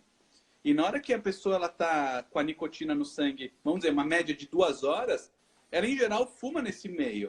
Então o que acontece? Ela vai absorvendo tanto da nicotina que ela pode acabar ficando 24 horas com a substância no sangue. Então ela acaba vivendo com aquela nicotina no sangue. Olha que louco. A pessoa vive com a droga no sangue, não tem uma outra droga. O álcool, você bebe, tá bom, você não tá bebendo 24 horas com álcool no teu sangue. A cocaína a pessoa usou, também não vai ficar 24 horas com o negócio no sangue. A nicotina é algo que a pessoa às vezes pode ficar 24 horas com o treco rodando no sangue dela, que vai acumulando, vai ficando, vai fumando, e o negócio vai rodando aí durante a vida. Então, pra gente ver como as coisas ficam. Café, muitas vezes uma xicrinha de café, ou a cafeína pode ficar durante 8 horas no sangue. Até 8 horas dá para ficar na corrente sanguínea. Muitas vezes a pessoa toma café durante a tarde e não consegue dormir durante a noite. Tem o problema de dormir. Daí você vai ver, puxa, porque a pessoa está tomando café às 5, 6 da tarde e daí vai ficar com a cafeína no sangue. Então, realmente, ele está estimulando. Ó, tem perguntas aí que estão vindo. Soube que vícios rápidos são os mais difíceis. Exemplo, caça-níqueis são piores que corridas de cavalo. Eu não sei se isso foi um trocadilho intencional, né? Corridas de cavalo rápidas e tal, mas tá, vamos lá. Porque um usuário de drogas, mesmo depois de superado o vício, às vezes fica com um comportamento típico de um ex-drogado. Exemplo, mãos inquietas, modo de andar e etc. Não, isso daqui do caça-níquel pode ser por causa desse efeito surpresa, que a pessoa consegue mais rápido ter esse erro de predição. E lembra, Então, tem as luzes, tem mais estímulos também, né? Tem luzes, tem sons, tem o estímulo motor, que você puxa uma alavanca. Então, quando você está com corridas de cavalo, não é tanto estímulo quanto um caça-níquel. Pronto, videogame. Videogame, pornografia, tudo isso também pode viciar. A gente acha que é só substância que a gente coloca dentro do nosso corpo, mas quando, por exemplo, e aí eu estava vendo até no curso esses dias, a ideia, por exemplo, de acertar um alvo é algo que a gente chama, tem até um termozinho, que é legal falar sobre isso agora. Tem um termozinho que a gente chama de, deixa eu ver só o nome dele aqui, que eu acabei esquecendo. Mas, estímulos supernormais. São coisas que são normais, né? Estímulos que são normais na nossa vida, mas que pela nossa vida atual acabam ficando exagerados. Como, por exemplo, um tiro ao alvo é algo que vem há milênios aí na nossa história humana, né? Dá prazer para o cérebro acertar um alvo. Por quê? Talvez isso tenha a ver com a nossa constituição primitiva, né? De caça, etc. Mas veja só, quando o cara vai lá jogar um jogo em que ele precisa acertar um alvo, seja um joguinho no celular que ele baixa ali grátis, ou seja um jogo mais elaborado, um jogo de tiro, etc., acontece que ele pode passar o dia inteiro fazendo aquilo ali sem cansar. Diferente de um cara que vai do nosso eu primitivo ali, o homem das cavernas, que tinha que ir lá e cansava, e aquilo tinha a ver com a subsistência, entendeu? Então, quando a pessoa faz repetidamente aquilo, o cérebro vai sendo estimulado, vai dando prazer. E ele falou que o som tá ruim, pra mim o coisa. som tá ruim. Pra mais alguém o som tá ruim? Pra mim o som tá bom. E olha que eu tô com o microfonezinho aqui, tranquilo. Mas, pra mim tá bom. Se como eu ia alguém dizendo, tá ruim, avisa aí, por favor. Avisa.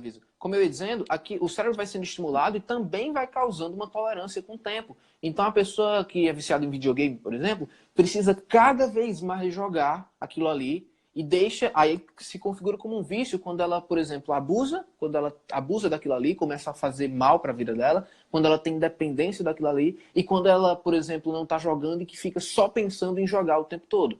A mesma coisa com pornografia. A pessoa abusa daquele, ela se torna dependente daquilo ali todos os dias, ou às vezes nem todos os dias, mas com frequência, e ela acaba ficando na fissura. E o que acontece? Uma vez que ela desenvolve a tolerância, ela precisa buscar formas ainda mais inusitadas, digamos assim, de sexualidade para conseguir estimular. E aí a pessoa, às vezes, vai para áreas da sexualidade que ela nem iria antes, só porque ela precisa daquela maior estimulação, senão não vai conseguir suprir, né? Então é bom a gente entender esse tipo de coisas que tem na vida normal, mas que a gente às vezes não encara como vício. Quer dizer que vai ser sempre um vício? Quer dizer que pornografia é sempre um vício? Não. Quer dizer que jogar é sempre um vício? Não. Aí que entra aquelas definições. Você abusa, se vê como dependente e tem fissura?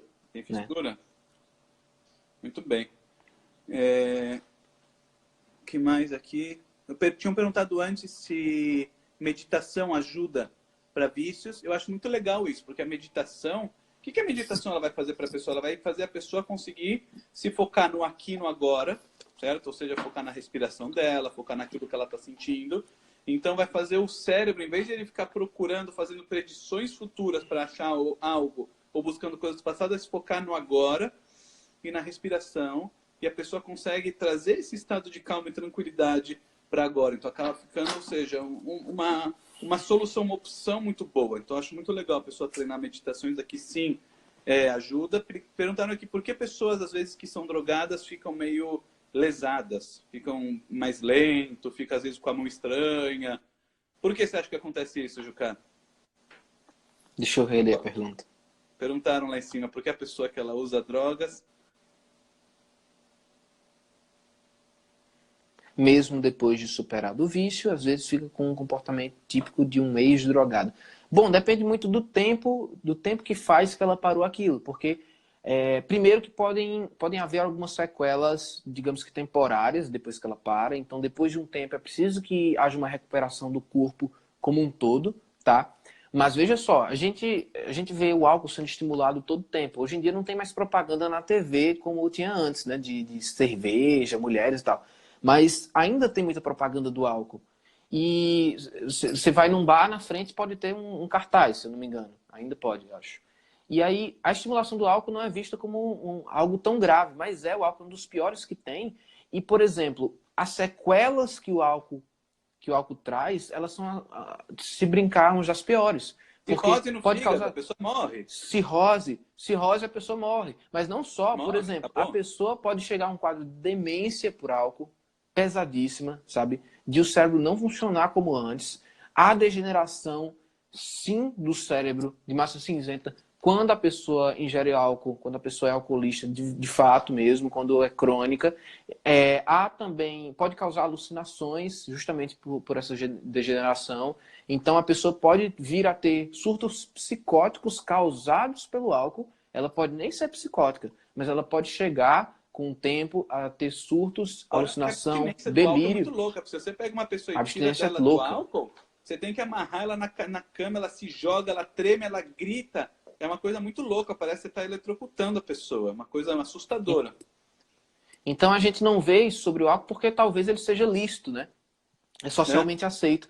E o cigarro no Brasil, a gente vê que é bem diferente lá de fora. Porque o cigarro no Brasil, ele perdeu o status de uma coisa bonita, elegante, né? É. Então, hoje em dia, a gente não vê tanta gente fumando assim. Eu Acaba fiz um sendo intercâmbio há mal muitos anos. visto até no Brasil. Lá na Europa Eu é tive um... super, tipo, ainda bem visto. Hoje em dia na Europa, em todos os lugares da Europa, É, é normal, tem o fumódromo, todo mundo fuma, ainda é uma coisa elegante na Europa. E aqui a gente já aqui conseguiu não. evoluir muito mais. Parabéns pro Nesse Brasil, sentido, pontos pro Brasil. nesse sentido é ponto, né? Porque Hã? como é socialmente não é muito socialmente aceito, acaba que, lembra, tem muito a ver com contexto, com comportamento. E tem, na parte dos vícios, tem muito a ver também, alguns vícios têm muito a ver também com aceitação social, né? Fuga da realidade, aceitação social, tem vários componentes. Então, se é socialmente aceito, há uma tendência muito maior de entrar naquilo ali, como por exemplo o álcool. É muita gente bebendo, as pessoas começam a beber muito cedo, a fumar muito cedo também, mas beber muito cedo. Por quê? Às vezes é o pai que oferece um churrasco, dá um pouquinho de cerveja para a criança, sabe? E não sabe o que está fazendo. Então,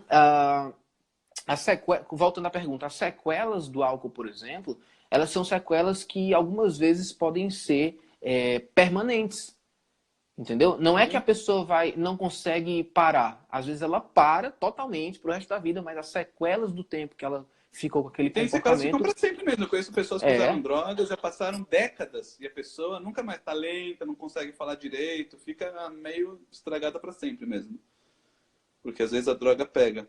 Uma coisa Estão que as perguntando pessoas se a não gente... perguntaram aqui, que eu acho que devia ter perguntado existe fator genético na fissura, na dependência? O que vocês dizem, pessoal? Tem pessoas que coloca aí elas têm embaixo. pela O que vocês acham? genética, existe assim, ser refém dos seus genes para você ter dependência química? E aí, o que vocês dizem? Vota aí, sim ou Coloca aí não? Vamos embaixo. votando. Tem fator genético? Não? Enquanto isso, tinha feito uma pergunta aqui em cima, Juca. Crack Então, é estimulante imediato, maconha não. Por isso, livrar o cara do crack é bem pior, correto? mas como assim estimulante imediato? Você tem que definir melhor para que a gente entenda. Porque o efeito da maconha é rápido, assim como o do crack. O do crack é mais rápido, claro. O crack vicia mais, é fato. O crack vicia mais. A maconha também vicia. É falácia dizer que a maconha não vicia. É falácia dizer que a maconha não causa nenhum tipo de dano para o organismo, porque causa sim, tá? Mas são bem diferentes. O crack, claro, que é mais pesado. E justamente por ter essa química mais intensa, mais pesada, ela acaba sendo mais difícil. Mas eu não sei se é pelo estímulo imediato, tá? Porque, veja só, lembra da Tem questão intensidade, tem quanto a pessoa tem de prazer naquilo, tem vários fatores. lembra da questão da falha de predição, né? E do tempo, não é do tempo, mas assim, qual é a palavra? Da espera pela recompensa, né? Como a intensidade do prazer, o disparo de dopamina é muito maior no crack, a pessoa espera a recompensa no próximo uso daquela sensação que ela sentiu a priori. Lembra do Só ratinho que com fio? Lembra o ratinho com fio? Se o nível de prazer é muito forte, então aquilo lá vai viciar muito mais. O ratinho passou pela corrente elétrica para chegar naquele prazer. Se fosse o prazer da comida, ele não passou. Por que um prazer viciou ele mais do que o outro? Porque um prazer foi muito mais intenso. Ele estimulou áreas muito mais fundas, muito mais prazerosas do que o alimento. Entendeu? Ao ponto que o alimento ele morria e nesse estímulo que estava tendo naquele núcleo que a gente falou, o rato passou o choque para chegar nele. Isso. E aí acabei perdendo o que eu ia falar, mas é basicamente isso. O crack, ele... tem isso, né? A parte da recompensa é muito maior e a pessoa fica tentando, não é que ela tenta conscientemente, mas o cérebro fica tentando voltar àquela recompensa que foi sentida a priori e a grande questão nunca vai voltar a sentir o que sentiu a primeira vez. Nunca. E aí a pessoa fica só naquela busca e acontece isso. Aqui, essa frase tem que escrever num livro. Crack está para o caça-níquel, assim como a maconha está para a corrida de cavalo. Boa, olha, essa foi espetacular. Pode escrever aqui uma placa.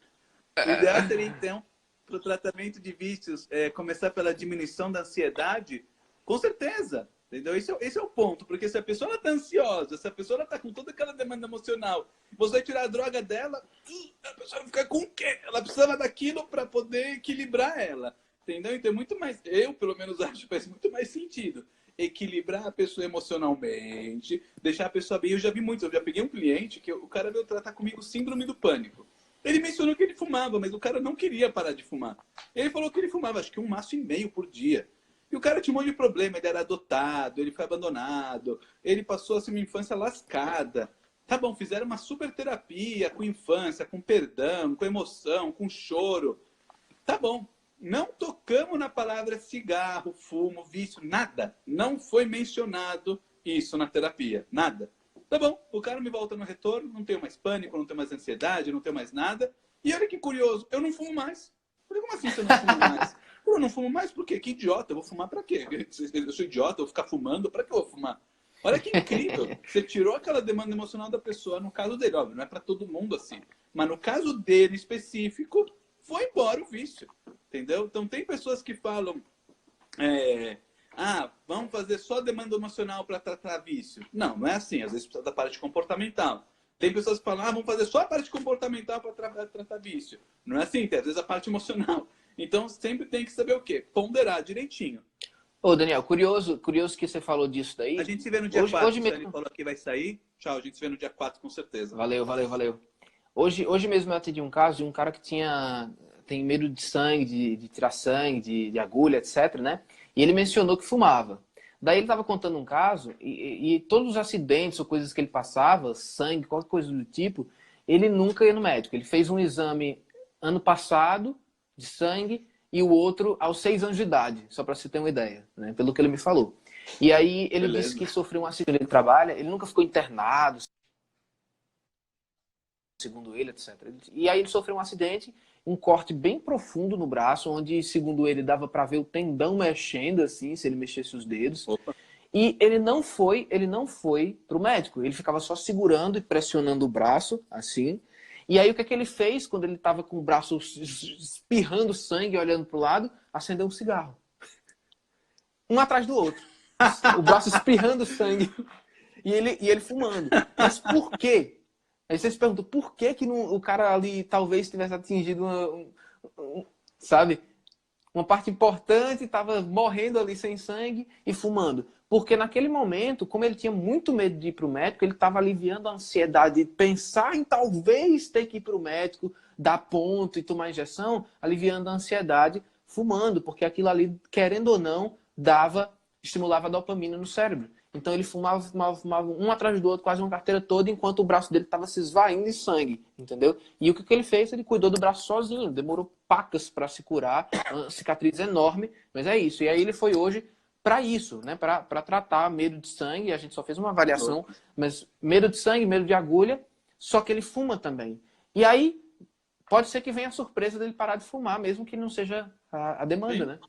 Sim, com certeza. Porque a vida do cara é toda lotada, só para você ter uma ideia, é toda lotada de medos, inseguranças. Então não tem a ver necessariamente com medo de sangue, exatamente. Um escape daquela emoção que está presa. É tudo escape, exatamente. A gente falando então no DNA, então realmente tem um fator genético. Tem pessoas que elas vão tomar uma tacinha de licor e vão se viciar. E a pessoa não vai conseguir mais parar e ela vai ter aquele fator genético dela, que às vezes tem um gene lá meio podrinho, já fizeram isso daqui, experimentam isso daqui em rato, é ciência isso. Pegaram ratos, sempre ratos. Famíliazinhas de rato que pegaram genética específica e viram que tem uma genética específica que consegue se viciar muito mais que outros, certo? Tem experimentos que eles pegaram ratos de diferentes famílias e viram que todo mundo que era daquela família específica com aquela genética se viciava muito mais em drogas do que a outra família de ratos que não tinha aquela genética. Então, sim, tem um fator genético que às vezes influencia. Então, a gente às vezes não pode confiar no nosso gene. Quem disse se você tem um gene viciante ou não, né? Só testando para descobrir. Então, tem aí o risco da gente se viciar. Eu não recomendo, né, testar. Primeiro que eu não recomendo testar. Eu não recomendo ficar testando droga por aí para saber se você tem ou não o gene. Segunda coisa que é importante falar que é uma predisposição, né, genética. Não é que não é que seja determinante. Você tem você pode chegar a ter uma predisposição genética que você herdou aí e seria então mais fácil para essa pessoa que tem a predisposição de viciar em uma coisa e outra pessoa não. Porque eu conheço gente de todo lugar, de todo tipo. Na minha adolescência, eu estava quase adulto jovem ali, eu já conheci pessoas que tinham fumado crack uma vez na vida e nunca mais.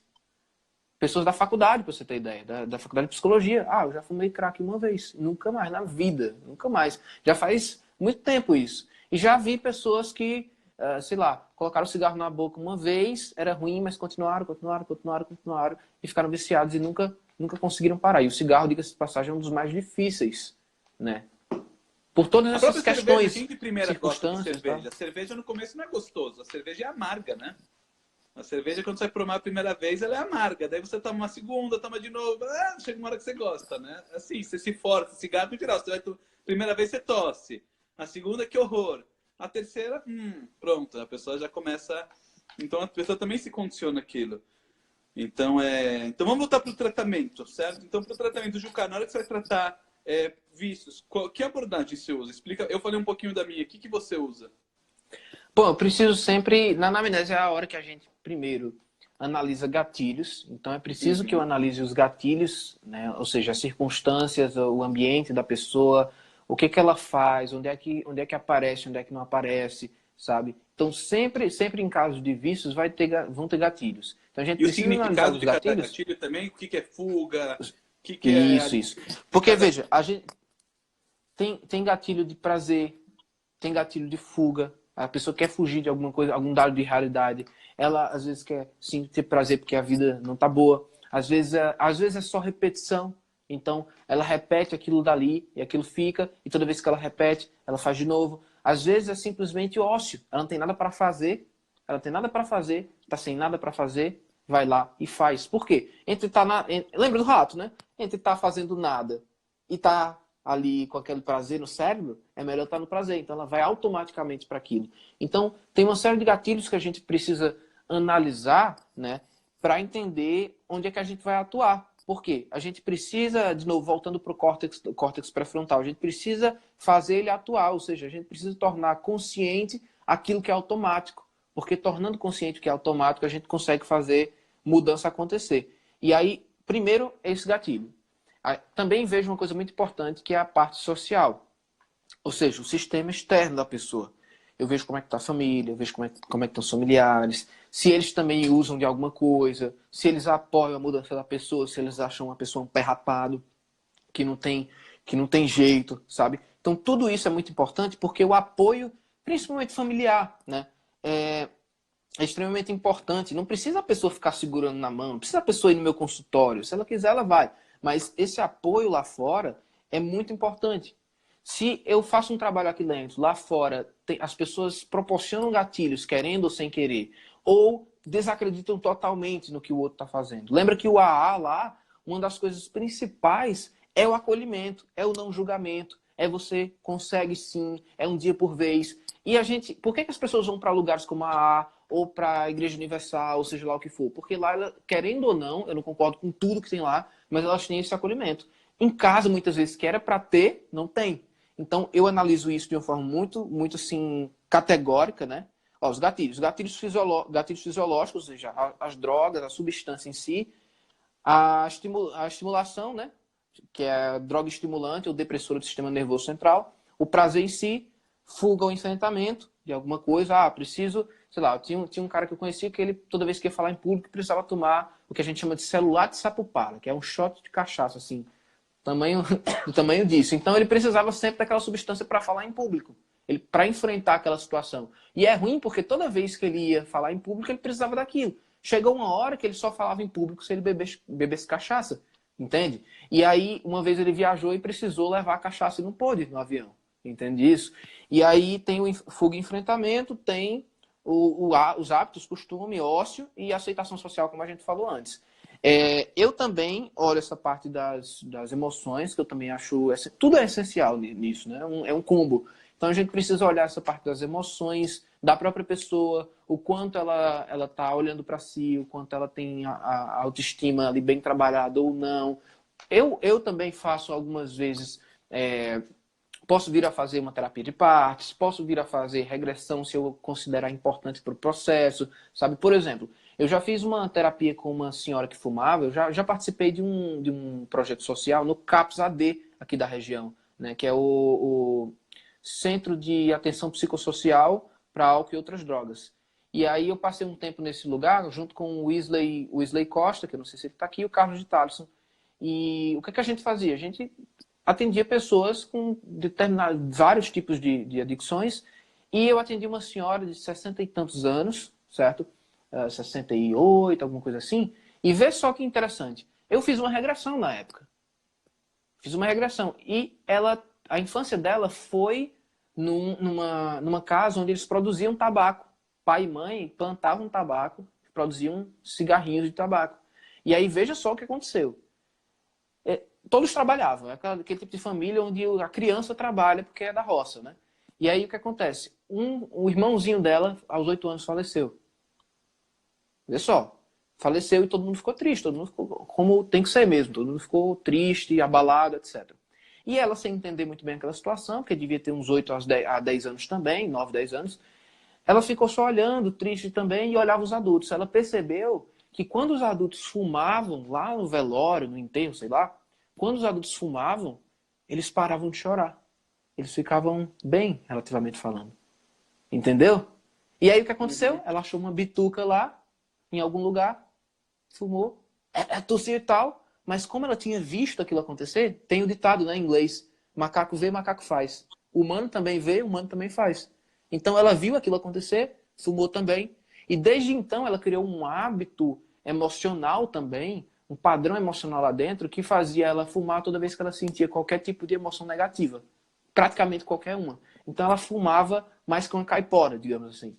E aí o trabalho que a gente fez de regressão para entender todos os eventos que tinham acontecido, aí teve um marido que deixou ela lá na frente, aí teve um negócio na adolescência, tinham várias coisas que tinham a ver, algumas com cigarro, outras que não tinham a ver com cigarro particularmente, mas que tinham a ver com um contexto de sofrimento que tinha começado ali. Nesse caso, a regressão foi muito boa. Nem sempre vai ser, mas nesse caso foi muito boa porque tinha realmente um fator altamente emocional e também mnemônico, né, de memória lá atrás que fazia manter esse comportamento. Legal, Então, eu boa posso, história, gostei. às vezes eu posso usar uma terapia de partes. Eu já fiz uma pessoa conversar com cigarro, por exemplo. Botei o cigarro na frente dela, o cigarro era o bichão da cabeçona Né? vermelha, Já usei bastante isso entendeu? E também. falava, olha, eu te domino, você é um merda, eu te domino, eu que... Você me fuma, mas eu que deveria fumar você, porque você é um nada. O cigarro falava para a pessoa dentro da sessão. E ela falava, não, mas eu preciso dominar a minha vida. Então, sabe, tem que ser muito criativo nesse tipo de coisa, além de ver a questão comportamental, a questão do vício em si, questão social, ser muito criativo no que se faz na terapia. Ter ferramentas suficientes para fazer um tipo de terapia boa. Ele fez uma pergunta boa aqui. Se as demandas são geradas pelo subconsciente, como ter as rédeas se o consciente não está consciente? Olha, pergunta quase filosófica aqui. Dá para explodir aqui a cabeça, verdade. Muito bom. Então, na verdade, é o que a gente falou. Se a pessoa realmente ela tem uma demanda subconsciente muito forte, uma demanda emocional, ou seja, a droga é uma beleza, eu amo a cocaína, ela é minha vida, ela é o que me dá satisfação. É bom parar, mas eu não quero, não tenho o que fazer, porque realmente a pessoa ela vai achar todos os motivos para abandonar aquilo lá. Eu justo ontem estava vendo como uma história que aconteceu com Freud. Freud ele estava num show de hipnose e isso aqui foi uma coisa que marcou muito ele para ver como a nossa foi um marco assim, marco até na teoria dele, da psicanálise e tudo. Ele estava indo num show de hipnose e daí ele chegou o hipnotista chegou pro sujeito, dele estava no sonambulismo e deu a sugestão para ele que em breve ele vai abrir os olhos, na hora que contar até 3 abrir os olhos e ele vai querer abrir o guarda-chuva. Ele vai querer, depois de um tempo, abrir o guarda-chuva, mas ele não vai lembrar que foi dada a sugestão nem que ele foi hipnotizado. Não vai lembrar nada de hipnose, simplesmente vai passar alguns segundos, você vai querer abrir um guarda-chuva, sem saber por que você vai querer abrir um guarda-chuva. 1, 2, 3, abre os olhos, ele abre os olhos, oi, tudo bem? E o cara, tá, tudo bem. Daí passou alguns segundos, o cara vai, e no meio do palco, abre um guarda-chuva. E daí o hipnotista pergunta, mas por que você está abrindo um guarda-chuva? Ele falou, não, como assim? Eu tenho que me precaver, talvez vai chover, talvez vai acontecer alguma coisa. A gente sempre tem que estar prevenido para uma chuva, para alguma coisa. O cara começou a dar 1 milhão de explicações para aquilo lá. Freud olhou aquilo e falou... E Freud usava bastante cocaína, né? O Freud trabalhou bastante tempo com a cocaína, né? Tá falando de drogas, Freud e cocaína tem uma relação próxima. Freud olhou aquilo e falou, uau, olha que louco, certo? Ou seja, a pessoa, ela teve uma demanda do inconsciente dela, de abrir o guarda-chuva. A consciência, ela vai fazer o quê? Ela vai simplesmente justificar aquilo que o inconsciente está fazendo. Ou seja, o inconsciente deu aquele impulso para a pessoa, para ela realizar aquilo lá, e daí a consciência vai dar alguma desculpa esfarrapada para justificar aquilo lá. Então a pessoa vai inventar qualquer desculpa. Tem um nome para isso. Qual o nome que ele deu para isso? Mecanismo de defesa Isso, da racionalização. Exatamente. Mecanismo de defesa, certo? Da racionalização. Isso que ele trouxe depois para a psicanálise. Então isso daqui foi muito louco. Ele pegou isso daqui de hipnose.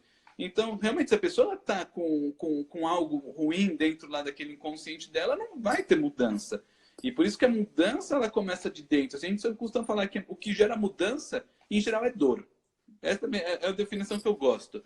Ninguém muda sem dor. Se a pessoa está bem, se ela está acomodada, se tudo está perfeito na vida dela, ela continua. O que, em geral, gera mudança na pessoa é incômodo, é dor. Alguma coisa não está legal. Então, vai passar por um processo de dor. Dor é emoção, dor é subconsciente. E na hora que o subconsciente começar a ter aqueles conflitos dentro dele, de partes, daí isso daqui vai de alguma forma emergir para a consciência, e a consciência vai começar a pegar as rédeas para direcionar aquilo lá, entendeu? No carro da consciência, o subconsciente é o motorista e o consciente é o passageiro. É uma boa definição. Na verdade, o cérebro é um, na verdade. Né? O cérebro é um. Era isso que eu ia falar, assim, foi legal a São discussão. dois cérebros diferentes, né? Esse aqui é um foi legal a discussão. Explicar, né? Isso, foi legal a discussão do consciente, subconsciente, mas isso é uma forma didática que a gente usa, né, para explicar alguns processos automáticos e alguns processos, né, de pensamento racional. Só que, na verdade, mesmo o nosso pensamento mais racional, mesmo a nossa decisão mais racional, ela está atravessada por emoção. Por emoções. Quer você queira, quer não. Está sempre atravessado, mesmo que você não perceba Aquela que está, história mesmo que você ache que não. a história daquele carinha que levou o ferro na cabeça, que tinha pego a amígdala, não foi a amígdala que danificou, que era parte do O, sistema o... límbico, das emoções. Qual o Nossa, nome do esqueci o nome carinha? do cara. É tão Esqueci. famoso, é tão famoso, esqueci, é tão famoso. É super famoso. Todo Ah, livro traz ele. E o livro é, do O Erro de Descartes traz lá no início toda a história dele. Todo livro traz essa história do cara que pego já levou aqui. aquele ferro lá na cabeça. E ele ficou normal. Só que o sistema límbico dele, emocional, tinha sido danificado. Se eu não me engano, foi a amígdala. Não lembro o que tinha sido danificado. E daí o que aconteceu? O que viram dele? Ele continuou normal. Uma pessoa com raciocínio lógico, normal, tudo.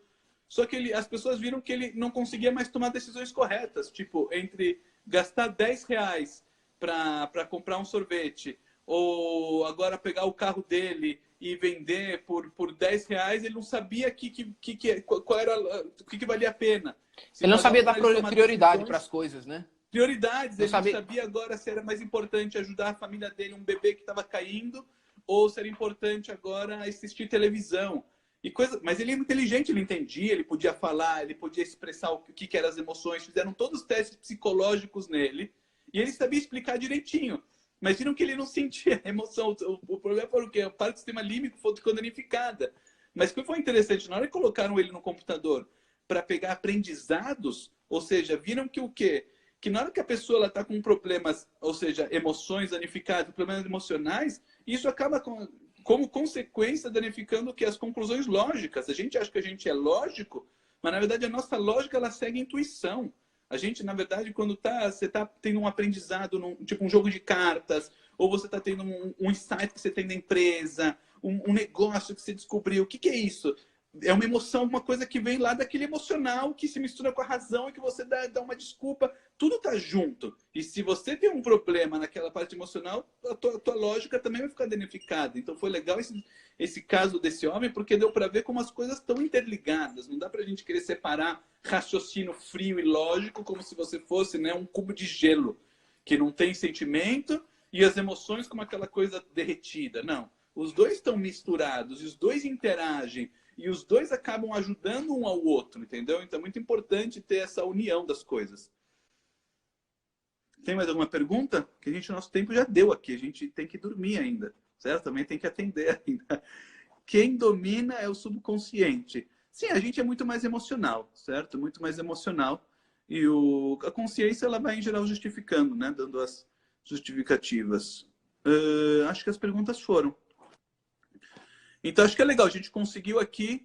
Hélio, muito bem, obrigado. Foi ele mesmo que atravessou a barra. O Juca sumiu. E o Juca sumiu, desapareceu. Mas, de qualquer jeito, a nossa live está aqui no final. Pessoal, foi aqui um grande prazer estar com vocês, certo? Acho que foi essa live super, super especial. Deu para pegar um pouquinho. Óbvio, a gente não passou todo um protocolo de vícios, a gente não passou um protocolo passo a passo, porque isso daqui já envolve uma aula, certo? Já envolve todo um embasamento. Vamos ter aí o curso de hipnoterapia aqui de 1 a 11 de setembro, de hipnoterapia do básico avançado TES. Vamos falar bastante aí de neurociência, de vícios, protocolo aí de tratamento. E protocolo, a gente não vai ensinar um protocolo, a gente vai ensinar uma lógica de trabalho. Já perceberam que a gente gosta de entender a lógica de trabalho e deixar as pessoas livres para conseguir a cada cliente montar a estratégia correta. Então, estão todos bem-vindos aí para o nosso curso de hipnoterapia que vai ter em setembro, aqui em São Paulo, de 1 a 11, certo? 11 dias seguidos, que vai ser aí o mais completo que tem aqui no Brasil, que vai envolver tanto hipnoterapia avançada, terapia de partes, PNL, neurociência, teoria da emoção construída, vai ter clean language, vai ter marketing, vai ter aí engenharia reversa do processo de mudança, vai ter tudo que precisa aí para ter bastante sucesso. Então, estão todos bem-vindos. Quem quiser ainda dá para entrar, só falar com a gente no privado. Tem aí, pode chamar a gente no privado, do celular, pelo Insta. E dúvidas se estiverem aqui também de vícios, qualquer coisa, quem trabalha também com hipnoterapia, quem é homem, qualquer coisa também. Então pode perguntar, fica à vontade. Tem bastante homem também que está vindo para o curso nosso também da TES, vai ser legal para complementar as abordagens, porque tem que variar um pouco de regressão, tem que saber mais coisas, certo? Então vai ser legal que a gente vai complementar muita coisa. E está todo mundo bem-vindo. Então vai ser um grande prazer quem quiser vir. Foi um grande prazer estar com vocês aqui nessa live. É sempre um prazer trocar conhecimento, ensinar, aprender também com vocês. E vamos ver nas próximas. Se tiverem temas também de sugestões que vocês têm de tema, manda pra gente. Sempre legal ouvir aí. Esse tema de hoje foi o que o Luiz tinha dado na vez passada, de vícios. Então a gente seguiu aí o que ele deu. E acredito que deu pra gente tocar em pontos bem legais. Ah, legal. Fico feliz aí, Raimundo, que você gostou. Muito feliz. É sempre um prazer estar com você. Tem sugestão de tema? Quem tiver sugestão de tema, manda. Que daí a gente guarda aqui para ver para as próximas vezes a gente fazer isso daqui. O João Paulo Jucari está querendo voltar, certo? Mas acho que só eu vou fazer ele voltar só para ele dar tchau também para vocês. Vamos fazer ele voltar. Só para dar um tchau, para se despedir de todo mundo, porque foi muito legal estar com todo mundo aqui. A gente está se despedindo. Você já está dando boa noite para todo mundo. Se despedindo, só acreditei você para dar uma boa noite também. A live caiu. A live vai ficar aí, né? O Daniel vai conseguir anotar as sugestões de temas, porque eu acabei caindo e a minha se perdeu aqui. Mas foi um prazer, pessoal. Um grande prazer estar aqui com vocês. Se quiserem tirar mais dúvidas sobre esse tema, sobre qualquer outro tema, pode falar lá no nosso privado, pode chamar... Pode chamar no privado, fica à vontade. Pode chamar no privado, pode chamar no WhatsApp. Eu acredito que o WhatsApp do Daniel tá no Instagram dele, o meu tá no meu, então pode chamar lá para tirar alguma dúvida, algum esclarecimento que tenham sobre esse tema, sobre qualquer outro tema relacionado à terapia, à hipnose. A gente está sempre por aí. É o que a gente faz da nossa vida. Não incomoda, pelo contrário, a gente adora falar sobre. Fala pelos cotovelos sobre hipnose e terapia. E é sempre um prazer. Tá aí. Tá ok? Então é isso, pessoal. Ótima noite a todos, a todas. Um grande, grande, grande prazer. Certo? Um prazer estar com todos aí. Jucá, prazer estar contigo. Prazer, irmão. cara. A gente se vê aí nas próximas. Você também é lindo, Jucá. Você viu? Ganhou a noite.